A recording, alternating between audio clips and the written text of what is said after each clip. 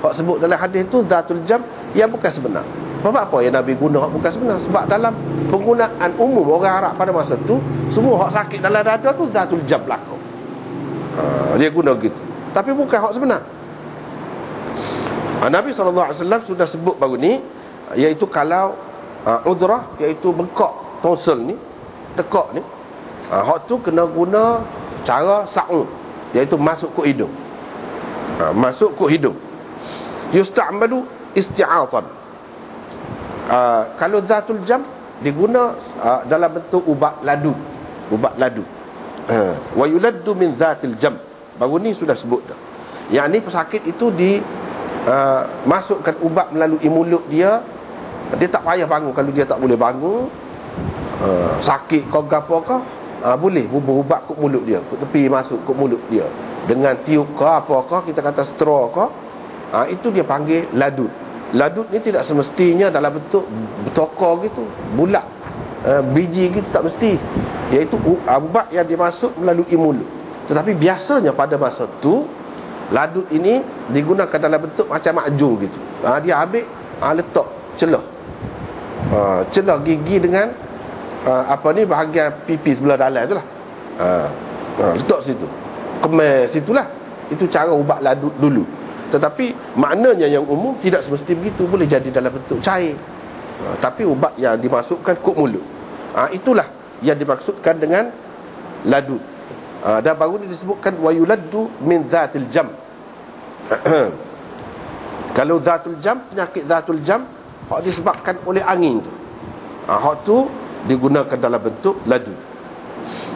Hak tu jadi sini, disebut sini hak lain-lain tu baru ni kita sudah sebut dah.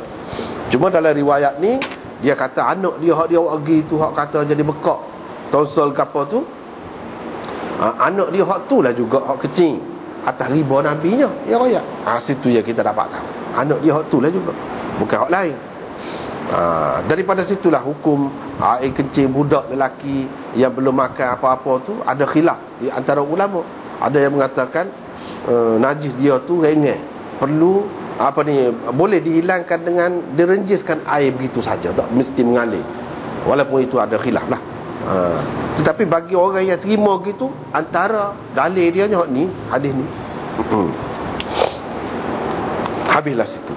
Kemudian dalam syarah Imam Nawawi hak asal ni, tak ada tajuk ni, tak ada tajuk ni. Dari masuk bawah tajuk hak umum hak dulu berlaku. Tapi dalam setengah-setengah kitab dia ada buat tajuk. Bolehlah ada tajuk tu. Sebab kita tidak perlu terikat hak tajuk-tajuk ni orang lain buat, bukan Imam Muslim. Di sini sepatutnya sebab disebutkan tentang al-habbatus sauda pula. Babut tadawi bil habbatis sauda. Ini bab berubat dengan habbatis sauda. Riwayat daripada Abi Hurairah, katanya dia telah mendengar Rasulullah sallallahu alaihi wasallam bersabda, sesungguhnya pada habbatis sauda itu ada penawar untuk segala penyakit kecuali as-sam. Sam itu ialah mati, dan habbatus sauda itu ialah shunis. Lepas tu riwayat asal lagi, riwayat asal lagi lebih kurang tu juga, bimithli hadis Uqail, serupa dengan hadis Uqail tu juga. Dalam hadis Sufyan dan Yunus dia kata al-habbatus sauda, tapi tidak ada sebut shunis, itu tak ada sebut. Lepas tu riwayat lagi daripada Abi Hurairah bahawa Rasulullah sallallahu alaihi wasallam bersabda, tidak ada satu penyakit pun melainkan ada penawar untuknya pada habbatus sauda, kecuali mati, kecuali asam, iaitu mati. Itu hak di sininya. Dan Imam Nawawi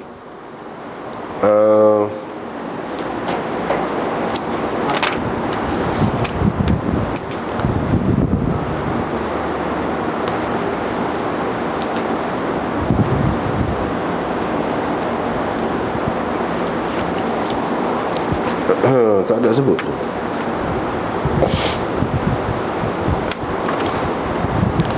Dia tak ada sebut mana. Tak ada sebut. Tentang habbatus sauda tak ada sebut mana. Cuma rekah saja dia sebut ni je, dia sebut je. Habbatus sauda asy-syunis. Itulah yang betul, yang masyhur seperti yang disebutkan oleh jumhur.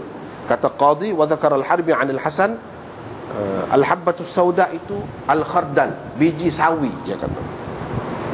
Qala wa qila hiya al-habbatul khadra, biji hijau, iaitu batn. Orang Arab panggil hak hijau tu hitam. Hak hijau tu hitam. Lepas tu tak rekah gitu je, tidak jelas. Sebenarnya tidak tepat kalau kita katakan seperti yang disebutkan sini daripada Hasan Basri, maksud habbatus sauda itu khardal, iaitu biji sawi, tak kena. Apalagi kalau kita kata biji hijau, sampai jadi keliru pula. Ya, sebetulnya habbatus sauda itu seperti dalam hadis ni, yakni perawi dia tu sama ada perawi dia ataupun Nabi sendiri sebut, sebab dia tahu dalam perkataan Farsinya disebut syunis, supaya tidak keliru, supaya tepat. Sebab kalau kita kata al-habbatus sauda, boleh jadi asal makna dia biji hitam. Biji hitam itu tidak berapa jelas. Dengan sebab itu dalam kitab-kitab perubatan dia royak. Ni sama dengan kalau dalam bahasa ni, bahasa ni, bahasa ni. Nak suruh tepat lah, takut jadi lari makna. Nabi SAW sudah guna dah cara lagu tu. Al-habbatus sauda iaitu syunis, dia sebut. Kalau dalam bahasa Farsi syunis. Dalam bahasa Melayu kita panggil jintan hitam. Dalam bahasa Urdu dia panggil kulunji. Dia panggil kulunji, bukan kaladana. Kaladana tu biji hitam tu hak lain. Boleh jadi orang terjemah zahir dia biji hitam, bukan setiap biji hitam tu habbatus sauda ni. Kalau dalam bahasa Inggerisnya disebut black cumin. Black cumin. Hak tu lah. Hak tu hak tepatnya. Kulunji, syuniz, habbatus sauda, ataupun black cumin, ataupun jintan hitam. Jintan hitam kita panggil. Dia ada lagi jintan manis, jintan putih tu kan, orang bubur dalam gula tu ada lah. Ni hak hitam. Di tempat kita pun sekarang ni sudah banyak sampainya. Sudah banyak dah sampai, ada dah. Orang kita pun guna dah, tahu dah. Hak tu dia boleh jadi keliru juga dengan satu lagi biji hitam tu orang panggil. Dengan sebab tu dalam kitab-kitab perubatan dia royak dengan jelas lagu mana sifat-sifat dia. Termasuklah dalam kitab Al-Qanun Fit Tib yang ditulis oleh Ibnu Sina tu, dia sebut sifat-sifat dia. Begitu juga dalam kitab-kitab perubatan Yunani yang lain dia sebut. Antara yang disebutnya ialah biji dia tu macam biji bawang hitam gitu. Hitam luar, dalam dia putih, rasa dia hambar, tawar, tak ada seragam apa, dan berminyak dalam dia. Itu antara yang disebut. Dia tak ada sebut banyak di sini. Sedangkan benda ni benda khilaf banyak ni. Dalam kitab Takmilah Fathul Mulhim dia ada sebut. Ada sebut. Oleh kerana di sini ada sebut, kita tengok. Dan banyak khilaf. Kalau kita tengok sekarang ni, Dr. Yusuf Qardawi dalam kitab dia Fatawa Mu'asirah tu, orang tanya berkenaan dengan hak ni, nampak jadi segala penyakit ni jadi ubat ni lagu mana.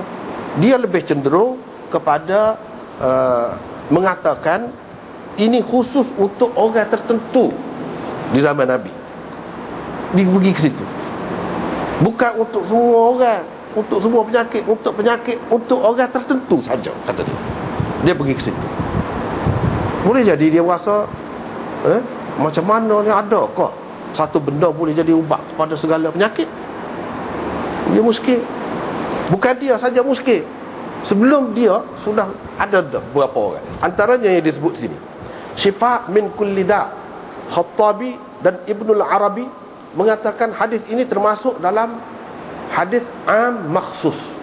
Orang panggil dalam istilahnya am makhsus, hadis umum. Zahirnya kita nampak umum, tetapi yang dimaksudkan sebenarnya ialah bukan umum, tetapi ada yang tertentu. Ini alasan dia. Alasan Khattabi, Dia kata sebab tidak ada di dalam